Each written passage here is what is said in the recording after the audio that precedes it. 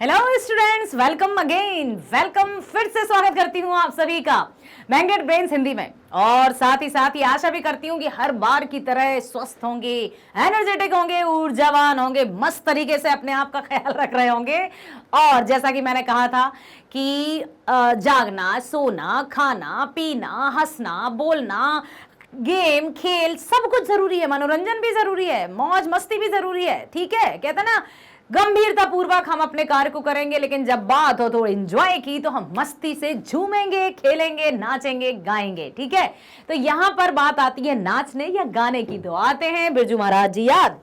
नमन करते हैं बिरजू महाराज जी को एक बार फिर से। और मैं फिर से आपका मैग्नेट ब्रेन्स हिंदी में स्वागत करती हूं, जो कक्षा 7वीं से 12वीं तक की ऑनलाइन स्कूल एजुकेशन के साथ साथ सभी प्रकार की प्रतियोगी परीक्षाओं के वीडियोस भी आप सभी होनहार स्टूडेंट्स को 100% फ्री प्रोवाइड कर रहा है, करता रहेगा।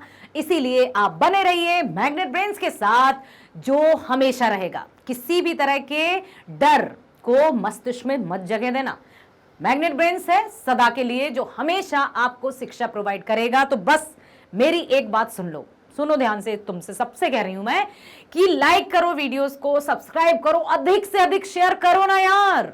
बहुत कम व्यूज, ऐसा लगता है कि आप लोग बस 1-2 बच्चे देखते हैं। सबसे ज्यादा शेयर करो, अधिक से अधिक शेयर करो, ताकि सभी अच्छे से ऑनलाइन फ्री एजुकेशन का लाभ उठा सके। आप देखना, मेरी बात मानना कि जब आप ध्यान से देखोगे ना वीडियो, तो आप परीक्षाओं में अव्वल अंक प्राप्त कर लोगे हर एक विषय में, बशर्ते कि आप ध्यान से देखो।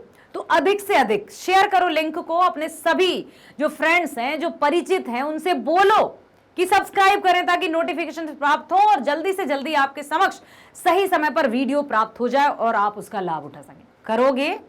करोगे नाम लिख देना अपना अपना कमेंट बॉक्स में, जैसा कि बिरजू महाराज जी के फेवरेट जो शागिर्द थे, उनका नाम बिरजू महाराज जी ने भी बताया था ना इंटरव्यू में। और मैंने भी कहा था कि यदि कभी मेरा इंटरव्यू हुआ तो मैं भी आपको नाम के साथ संबोधित करना चाहती हूं, इसलिए अपने अपने नाम कमेंट बॉक्स में लिखना। ठीक, चलो आ जाओ मेरे साथ। अब हम इस वीडियो में करने वाले हैं पार्ट 8, जित जित मैं निरखत हूं का कंप्लीट चैप्टर रिवीजन। एक बार पुनः बिरजू महाराज जी के जीवन से हम परिचित होंगे और साथ ही साथ पाठ में आए बहुत सारे प्रसंगों की पुनः चर्चा करेंगे, जिनमें निहित तरह तरह के प्रश्न होंगे, उन पर भी प्रकाश डाला जाएगा, उनकी भी चर्चा की जाएगी, ताकि जो बिहार बोर्ड सॉल्यूशंस हैं, उनके अलावा यदि आपकी परीक्षा में कोई प्रश्न आ जाए तो उनका उत्तर भी आप लिख सकें। उन प्रश्नों को देखकर घबराहट ना हो कि ओहो, हमने तो लाली मैडम का वीडियो देखा था, उसमें तो ये प्रश्न था ही नहीं, और फिर कहें कि मैडम आपने तो ये प्रश्न बताए नहीं। इसलिए उस समस्या का समाधान मैं पहले ही कर देती हूं कि इस वीडियो को आप ध्यान से देखना। इस वीडियो में हम हर एक पैराग्राफ में जो भी प्रश्न उत्पन्न होंगे या प्रश्न और बन सकते हैं, परीक्षाओं में पूछे जा सकते हैं, उनकी भी हम चर्चा करेंगे। तो कंप्लीट चैप्टर रिवीजन में प्रश्नों की बौछार, अर्थात प्रश्नों का हम एक दूसरे से कॉन्वर्सेशन होगा और कमेंट बॉक्स में आप लिखना, तो उसके फिर मैं उत्तर भी दूंगी। ध्यान से सुनना, बने रहना मेरे साथ शुरू से लेकर अंत तक। एक बार फिर से तालियों के बीच Lali Verma madam magnet brains Hindi में सभी का स्वागत करते हैं। तो सबसे पहले हम चलते हैं बिरजू महाराज जी के जीवन परिचय की ओर, जानते हैं उनके बारे में कि उनका जन्म कब हुआ, कहां हुआ, उनके परिवार में कौन कौन सदस्य थे, शिक्षा दीक्षा कहां से प्राप्त की, विश्व प्रसिद्ध नर्तक शिक्षा कहां से प्राप्त की जो विश्व प्रसिद्ध हो गए। कहते ना, अरे भाई गुरु कौन है जो इतना अच्छे से शिष्य लिख रहा है, तो उनके गुरु कौन थे बताओ? उनके पिताजी। वाओ। और उनकी पीढ़ियों से, उनके वंश से ये चला आ रहा था, उनके वंशज भी नृत्य और संगीत से जुड़े हुए थे। और बिरजू महाराज जी 7वीं पीढ़ी थे उनकी, और उन्होंने भी अपनी पीढ़ी, अपने कुल का नाम रोशन कर दिया।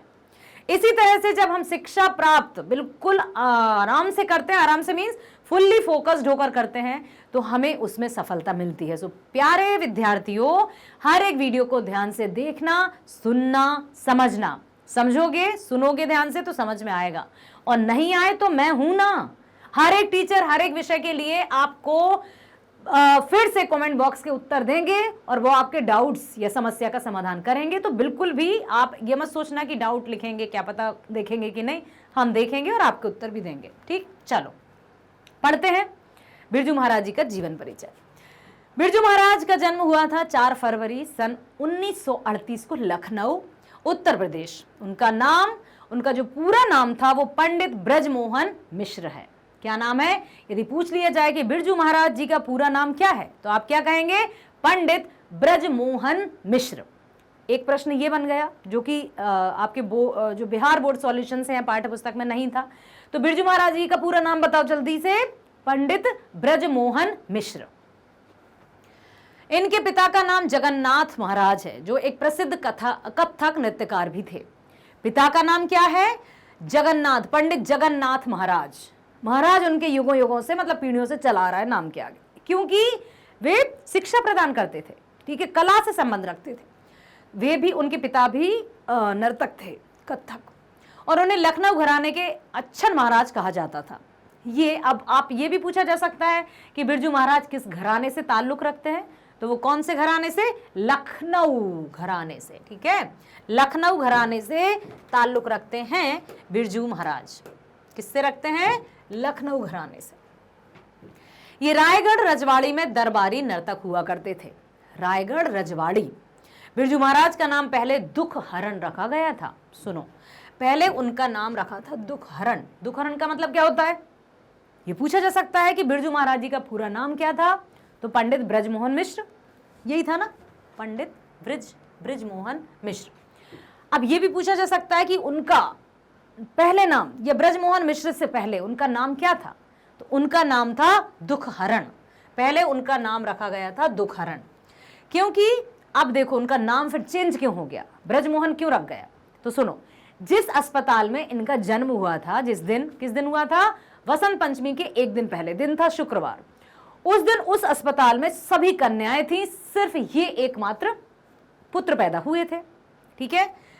तो यहां पर लिखा है कि उस दिन सब, इनके अलावा सब कन्याओं का जन्म हुआ, जिस कारण उनका नाम ब्रजमोहन, मोहन रख दिया गया। मोहन मतलब मोहन आ गए, सब गोपियां हैं और मोहन आ गए। यही नाम आगे चलकर बिगड़कर, जैसे घर में ही नहीं, ब्रजमोहन का बिरजू बिरजू कह दिया और उसी नाम से वो प्रसिद्ध हो गए। उनका बचपन रायपुर और महाराज के यहाँ बीता, मतलब रायपुर और पटियाला में व्यतीत हुआ। इसके बाद रायगढ़ जिले में वे रहे। बिरजू महाराज को अपना प्रशिक्षण अपने चाचाओं के द्वारा लच्छू महाराज और शंभू महाराज से भी मिला। मतलब कहा ना कि उनके जो भी वंशज थे, जो भी उनके चाचा थे, पिताजी थे, वे सब कला और संगीत से जुड़े हुए थे, वे भी नर्तक थे। तो उनको प्रशिक्षण अपने चाचाओं के द्वारा भी मिला, जो लच्छू महाराज और शंभू महाराज जो उनके चाचा थे। अपने जीवन का प्रथम गायन उन्होंने 7 वर्ष की आयु में दिया। ना केवल वे नर्तक थे बल्कि वे गाते भी थे, ठीक है, गायन कला में भी निपुण थे। 20 मई सन 1947 को जब यह केवल 9 साल के थे तो इनके पिता का देहांत हो गया था, ठीक है। परिश्रम के कुछ समय उपरांत उनका परिवार दिल्ली में रहने लगा। पुरस्कार क्या मिले? बिरजू महाराज को अपने क्षेत्र में शुरू से ही काफी प्रशंसा और सम्मान मिला। साथ ही साथ इनमें से सन 1986 में पद्म भूषण, संगीत नाटक अकादमी पुरस्कार तथा कालिदास सम्मान भी प्रमुख हैं। इनके साथ ही उन्हें काशी हिंदू विश्वविद्यालय और खैरागढ़ विश्वविद्यालय से डॉक्टरेट की मानद उपाधि भी मिली। डॉक्टरेट की उपाधि प्राप्त की इन्होंने। 2002 में लता मंगेशकर पुरस्कार से सम्मानित हुए। मतलब वो गायन में भी इतने निपुण थे कि लता मंगेशकर जी के पुरस्कार से भी पुरस्कृत किए गए। 24 फरवरी 2000 को उन्हें प्रतिष्ठित संगम कला पुरस्कार से पुरस्कृत किया गया। भरत मुनि सम्मान से भी नवाजा गया। 2012 में सर्वश्रेष्ठ नृत्य निर्देशन के लिए राष्ट्रीय फिल्म पुरस्कार फिल्म विश्वरूपम के लिए उन्हें सम्मानित किया गया। विश्वरूपम मूवी सुनी होगी, उसमें भी उन्हें सम्मानित किया गया क्योंकि उनका ही निर्देशन था। और देखो कौन कौन सी मूवीज। 2016 का सर्वश्रेष्ठ नृत्य निर्देशन पुरस्कार फिल्म फेयर पुरस्कार जो फिल्म बाजीराव मस्तानी के लिए।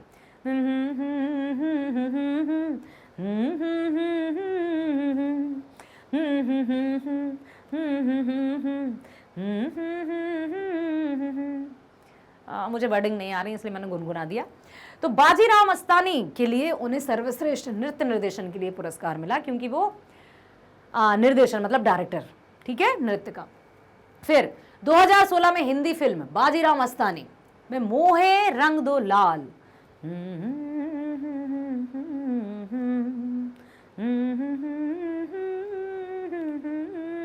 छेड़ो नहीं बस रंग दो लाल, मोहे रंग दो, इस तरह से उन्होंने ही, आपने देखा है ना नृत्य, दीपिका जी ने कितना अच्छा नृत्य किया है।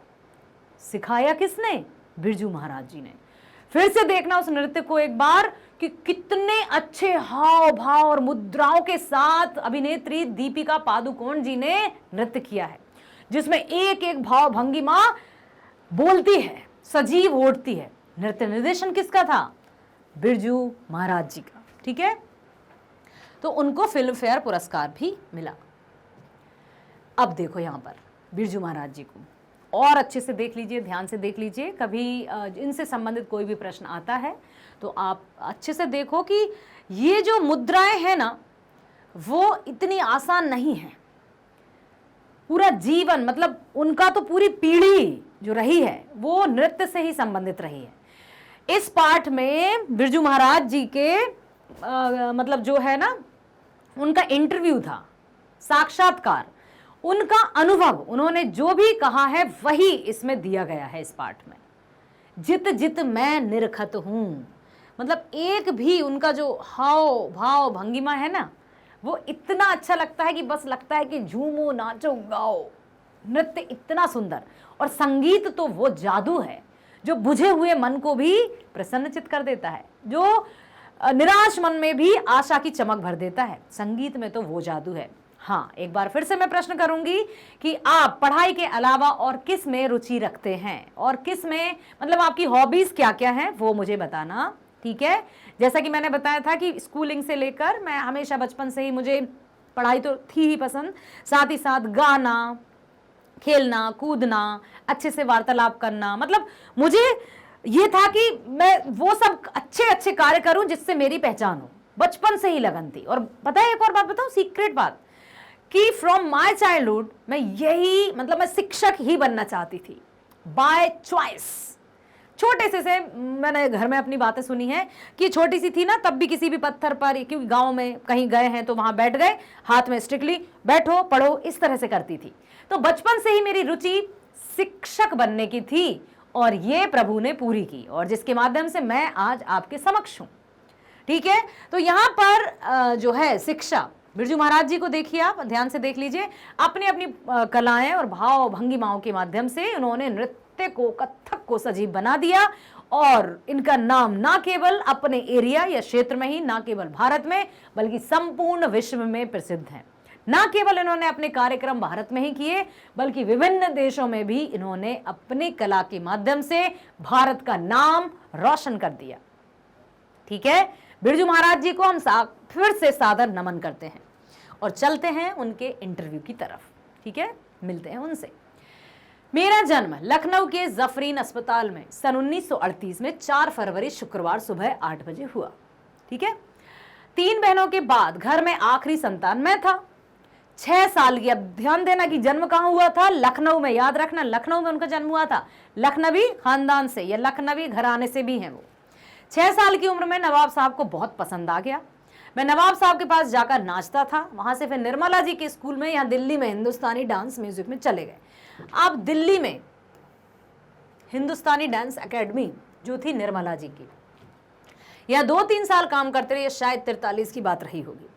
जहां वे खुद नाचते तो पहले मुझे नचवाते, और खूब जोरों से जमकर नाचता था। प्राइवेट प्रोग्राम जिनमें बाबूजी जाते थे, जैसे जौनपुर, मैनपुरी, कानपुर, देहरादून, कलकत्ता, बंबई आदि, उसमें मुझे भी जरूर ले जाते थे पिताजी। मतलब कहते ना, पूत के पांव पालने में नजर। उनका जो कला है, जो कला में जो निपुणता है, वो उनके घराने या उनके वंश और उनके पिताजी की देन है। तभी तो कहते हैं कि हमारी जो पहचान है वो सिर्फ मैं क्या हूं इससे नहीं है। मैं क्या हूं बताओ? लाली क्या है? लाली वर्मा है। ठीक है, और क्या है लाली? अब आप कहोगे आप मैग्नेट ब्रेन्स में हिंदी पढ़ाती हैं, जुड़ गया ना मेरे साथ मैग्नेट ब्रेन्स का नाम। मतलब मेरी पहचान आपकी नजरों में मैग्नेट ब्रेन्स से है। तो हमारी पहचान सिर्फ खुद से नहीं होती है, हमारे पास आसपास जो जुड़ा रहता है उससे हमारी पहचान रहती है। तो उसकी गरिमा को, उसकी डिग्निटी को हमेशा हमें मेंटेन करके रखना होता है, ताकि हमारे द्वारा कोई ऐसा कार्य ना हो जाए जिसके कारण उसकी नजरें झुक जाएं या उसकी छवि धूमिल हो जाए। हमें प्रयास करना चाहिए कि हमेशा अच्छे से अच्छे कार्य करते रहना है, ताकि जो भी हमसे जुड़े हुए हैं को गर्व हो हम पर, जैसे बिरजू महाराज जी। जहां वे खुद नाचते थे, मतलब पिताजी उनको हमेशा ले जाते थे, और जहां भी वे नाचते थे तो उनके साथ, मतलब पिताजी के साथ वे जाते थे, पिताजी उनको ले जाते थे। पहले इसीलिए कलकत्ते में बहुत मजा आया। उसमें फर्स्ट प्राइज मिलने वाला था। उसमें शंभू महाराज, चाचा जी और बाबूजी दोनों नाचे, पर उसमें फर्स्ट प्राइज मुझे मिला। मतलब पिताजी भी नाचे थे, उनके चाचा जी भी नाचे थे, उनको फर्स्ट प्राइज मिलने वाला था, लेकिन चूंकि मैं भी उनके साथ था तो फर्स्ट प्राइज मुझे मिल गया। कहाँ मिला था? ध्यान से देखो, शंभू महाराज जी, बाबूजी दोनों नाचे थे, जैसे कि जहां कहीं भी जाते थे तो उनको मिला। हाँ, 9.5 साल की उम्र में बाबूजी की मृत्यु हो गई थी। अब अभी आपने देखा जीवन परिचय में कि 9 साल में उनके बाबूजी की, तो करेक्ट जो एज थी उनकी एकदम, वो थी 9.5 वर्ष की। 9.5 साल के वे थे तभी उनके पिताजी का देहांत हो गया था। इतने छोटे से बच्चे को, बच्चे के सिर से पिता का साया उठ जाना वास्तविक में मतलब एक हृदय विदारक घटना है। फिर भी अब क्या हुआ, लड़का था, लड़के कहते हैं ना, लड़के उस समय तो और भी जो जिम्मेदारी मतलब लड़कों की थी कि घर का काम काज और पालन पोषण अब उसके हाथों में है। अब वो नन्हे से छोटे छोटे से कंधों पर आ गई जिम्मेदारी। क्या करें, आर्थिक स्थिति एकदम चरमरा गई, बहुत मतलब कुछ नहीं था उनके पास। इवन उनके पिताजी का जो हिंदू धर्म के अनुसार 10वां करते हैं, 13वीं करते हैं, उसके लिए तक उनके पास पैसे नहीं थे। इसलिए उन्होंने इन्हीं 10 दिनों के बीच में 2 प्रोग्राम किए। 2 प्रोग्रामों से 500 रुपये जैसे तैसे इकट्ठे किए, और उन 500 रुपये से उन्होंने उनके पिताजी का 10वां और 13वीं की। मन में दिल मतलब मन में दर्द, पिताजी का ना रहना, और ऊपर से फिर घर की जिम्मेदारी छोटे से बच्चे के कंधों पर उसने निभाई। यही कहते हैं ना कि मुसीबतें आती ही हैं, लेकिन जिंदगी में मुसीबतों से कभी घबराना नहीं है। 14 अब लिखा है यहाँ पर कि कानपुर में 2-2.5 साल रहा, आर्यनगर में 25-25 रुपए की 2 ट्यूशन पढ़ाना शुरू किया, 50 रुपए में काम कर किसी तरह पढ़ता रहा। मैं पिताजी की मृत्यु के समय उनके श्राद्ध कर्म के लिए पैसे ही नहीं थे। 10 दिन के अंदर मैंने 2 प्रोग्राम किए, जिनसे 500 रुपए इकट्ठे हुए और 10वां और 13वीं की गई। 14 साल का था तो संगीत भारती आया। मैंने यहाँ 4.5 साल काम किया। संगीत भारती की कमाई से मैंने एक साइकिल खरीदी जो मेरे पास आज भी, और उस साइकिल को मैं नहीं बेचता। खैर, उसमें से रश्मि जी एक लड़की मिली थी, उन्हें पूरे मन से सिखाया। ठीक है, मतलब शिष्या की बात की है, शागिर्द की बात की है। रश्मि वाजपेयी जी का नाम उनके मुख्य रूप में लिखा है उन्होंने शिष्या के रूप में, क्योंकि उन्होंने बिल्कुल बहुत अच्छे से शिक्षा प्राप्त की, नृत्य की। और आज आप रश्मि वाजपेयी जी का नाम सर्च करोगे तो वे भी प्रसिद्ध नृत्यांगना हैं। वो तालीम देकर जो महाराज के यहाँ की लड़कियां अट्रैक्ट हुई, क्योंकि तालीम जरा अच्छी थी मेरी। जो शिक्षक अपने पूरे समर्पण भाव के साथ शिक्षा प्रदान करता है, एक तो उसको भी सेटिस्फैक्शन होता है, उसको भी संतुष्टि मिलती है, और सामने जो शिक्षा ग्रहण कर रहा होता है उसको भी इंटरेस्ट आता है। क्या आपको मेरे पढ़ाने पर इंटरेस्ट आता है? क्या आपको जो मैं पढ़ाती हूं वो समझ में आता है? यदि आता है तो थैंक यू सो मच, यदि नहीं आता है तो सजेशन जरूर देना कि और मैं किस तरह से आपको पढ़ाऊं। ठीक है। संगीत भारती के जमाने में कलकत्ते में एक कॉन्फ्रेंस में नाचा। कलकत्ते की ऑडियंस ने मेरी बड़ी प्रशंसा की, और जो प्रशंसा हुई उसके बाद तो उन्होंने पीछे मुड़कर ही नहीं देखा। इतनी की तमाम अखबारों में मैं छप गया।